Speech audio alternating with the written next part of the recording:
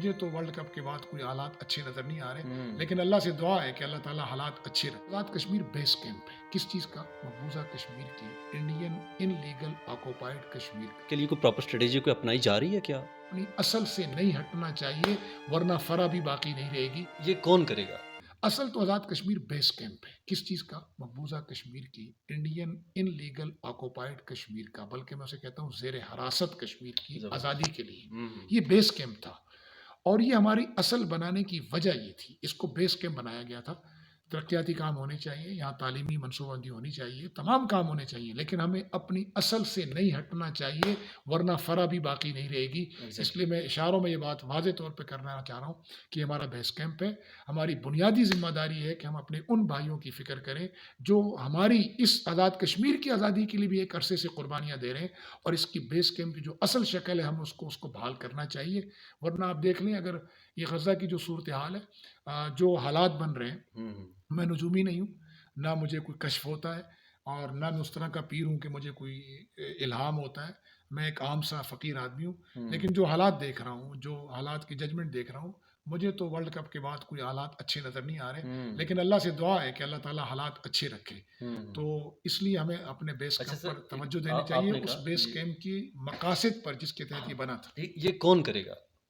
یہ ہم سب نے کرنا ہے، آپ نے کرنا ہے، ہم سب نے مل کر کرنا ہے، ہر شخص اپنے اپنے اس کے لیے کوئی پراپر اسٹریٹجی کوئی اپنائی جا رہی ہے کیا؟ مطلب جب تک کوئی پریکٹیکل نہیں نکلے گا تو جو ڈیولپمنٹ کا پروگرام ہے نا، ہم نے اس کے لیے ایک مثال قائم کی ہے۔ مثلا میں نے اپنی اے ڈی پی سے، ایک تو ہماری اے ڈی پی بہت کم ہوتی ہے، لیکن الحمدللہ پچھلے سال بھی میں نے اپنی اے ڈی پی سے 4 اسکول اور ایک ڈسپنسری بنائی۔ آپ کو معلوم ہے کہ ایم ایل اے کی جو ممبر اسمبلی کی اے ڈی پی ہوتی ہے وہ اس کاموں کے لیے نہیں ہوتی، وہ مخصوص کاموں کے لیے ہوتی ہے۔ آپ بہت اچھی طرح سمجھتے ہیں اور ناظرین بھی سمجھ رہے ہیں اس چیز کو۔ لیکن ہم نے پچھلی بار الحمدللہ اپنی اے ڈی پی کو بجائے کہ کسی کو 1 لاکھ دیں، 75,000 دیں، 50,000 دیں، جس سے شاید کچھ ایک واش روم بھی آج کل نہیں بنتا، ہم نے اسکولوں کو 8-8 لاکھ 7-7 لاکھ روپے اپنی اے ڈی پی سے دیے۔ 4 اسکولوں کے لیے 4 کمرے ہم نے بنوائے الحمدللہ، بلکہ کھریگام میں ایک اسکول تھا۔ یہ ہم نے ایک روایت ڈالی ہے نا، اور الحمدللہ مجھے خوشی ہے کہ اس روایت کو کئی ممبران اسمبلی نے جو ہے وہ مجھ سے پہلے بھی ہوگی، میرے علم میں شاید نہ ہو، لیکن میرے بعد میرے حلقے میں الحمدللہ یہ روایت چل پڑی ہے۔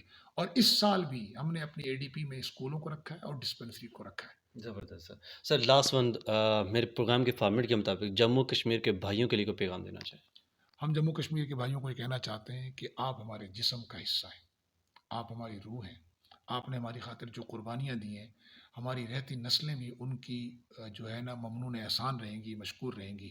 یہ آسان نہیں ہے عرفان بھائی، اور آرٹ نیوز کے سامعین اور ناظرین سے بھی کہوں گا کہ یہ آسان نہیں ہے کہ آپ 7 لاکھ آرمی کے گھیرے میں پاکستان سے ایسی لازوال محبت کا اظہار کرتے ہیں کہ اپنے شہید کو پاکستانی پرچم میں دفناتے ہیں۔ میں ان جملوں کا آج تک احسان نہیں اتار سکتا جو علی گیلانی نے کہا تھا کہ ہم پاکستانی ہیں اور پاکستان ہمارا ہے۔